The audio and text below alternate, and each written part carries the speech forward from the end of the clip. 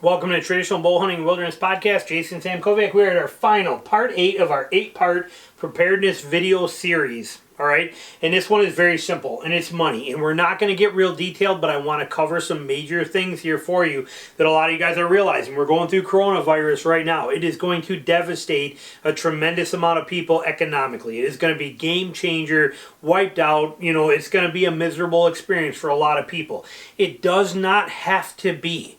And if you're somebody who's going to get totally crushed and annihilated, I'm very, very sorry, and it's brutal, and there's a lot of you guys like that. But you can learn from it and be prepared for next time.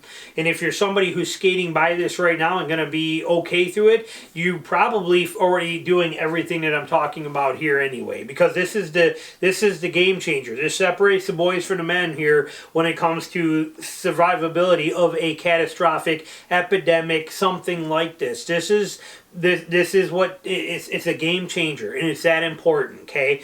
And that is basically a couple little things. One, always have a few small bills of cash on hand at your house. You know, you don't have to have thousands of dollars or nothing, but it's not going to hurt you to have a couple $100 in singles, 5s and 10s, and maybe even a couple of 20s, but always have a couple $100 somewhere laying around that you can get. Whether if ATMs are out, banks are closed, whatever the case is, it's nice to have that money someplace. You know, put it somewhere. It does not have to be a lot. Don't put it all in one place. Spread it around, but have some small bills accessible that you can get to, so you have them in case of emergency, where the banks, your ATM card, your debit card, your credit cards, none of this works. You can't go to an ATM. You know, whatever the case is, have those, because you might need that cash for some of the essentials, or for gas, or for whatever the case is. We have seen power outages, brownouts that lasted for a few days, you know, where this was your only way to do anything. You know, you didn't have any options of using anything electronic. So have that on hand.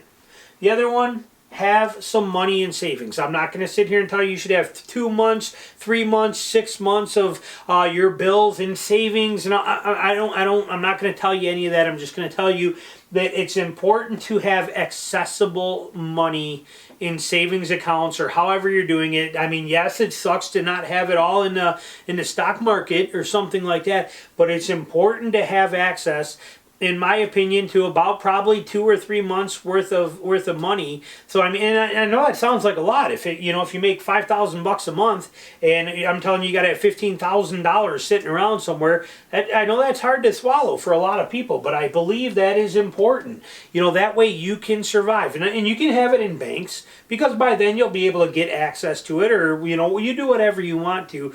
But have some means of savings. We live in a world where everybody lives paycheck to paycheck, and I get it, and I understand, and life is hard, and life is not fair, and this is tough, and I know there's Dave Ramsey, and I know there's so many people out there that tell you how it should be in a perfect world, and they help you get out of this, and whatever it is you have to use to get to there, find a way to do this. I don't care if you got to work an extra job in the summertime, whatever it is, build up some savings so that you can survive. A lot of you guys are going to find this out the hard way over the next month or so. It's going to be brutally devastating and knock you right down. And it is not a good place to be in. It is very, very hard, and my heart and sympathy is with you, because it is going to crush you. And that's a brutal thing.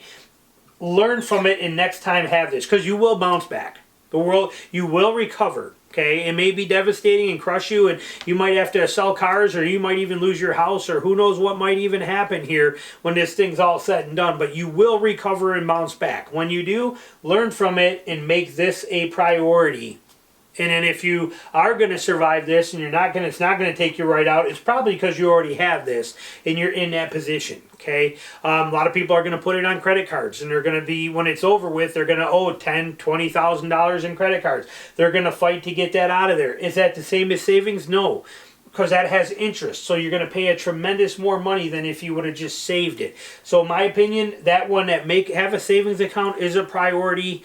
I don't care how you do it, how much it is. I don't care if it's just a month. Start where you can, but try to get to about a 2 or 3 month supply. The rest of it, you want to invest it and do things with it. I totally get it, but I would say a minimum of a 3 month period of money on hand, accessible, to get you through any disaster or critical situation or anything like this. It's just smart living. Okay, does that mean you got to cut things out? Yeah, you do. It's part of the game. Okay, this is real world here. Not sugarcoat nothing. Save some freaking money. That's basically it. Put some money aside, plain and simple. Well, I gotta buy. I don't care. Do this. Make that happen. It will let you sleep well. This is the key.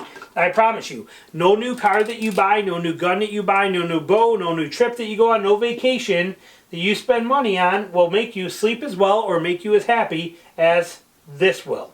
This is the #1 thing in my life that made it where I do this more than anything else. Plain and simple. Of everything we do, everything we have, everything that's there, this is the thing that lets me sleep best at night and fear very little, is that right there. And we don't have much. Believe me, like I said, we don't have much, but that will let us weather this storm. That will let us survive. That will let us keep going. That will let us pay our bills.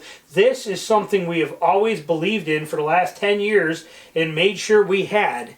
And it is proving itself right now that it is going to save the day for us. And this I'm still doing right now, even though we're going through all these problems, because we have that. So let that be probably the hardest lesson to take, and the one that's going to be the hardest to do. Everything else in this whole series is very easy. Might cost you a couple bucks, but it's very easy to put together, implement, and very simple to do. This one right here, this is the hardest one. But if you do that, it's the one that will let you sleep the best. So there you go. That's that whole 8-part series. This is what it takes to be self-reliant. This is what it takes to depend on yourself and not on anybody else. This is how you survive and weather storms and catastrophic events and natural disasters. This is how you get through this stuff right here. Hopefully it helps you. Hopefully it's going to help you right now, and hopefully it helps you for the future. And I hope you enjoyed it and got something out of it. So thanks for watching, and we'll get back to the regular videos I'm putting out all the time here now that this is done, and watch for that regularly uploads like I normally do. Hit the subscribe button down below. Thank you for the support, for all this, over the years, and everybody that watches my YouTube channel and my podcast and listens to that and everything I do. Can't say thank you enough. So, all right, we'll talk to you soon.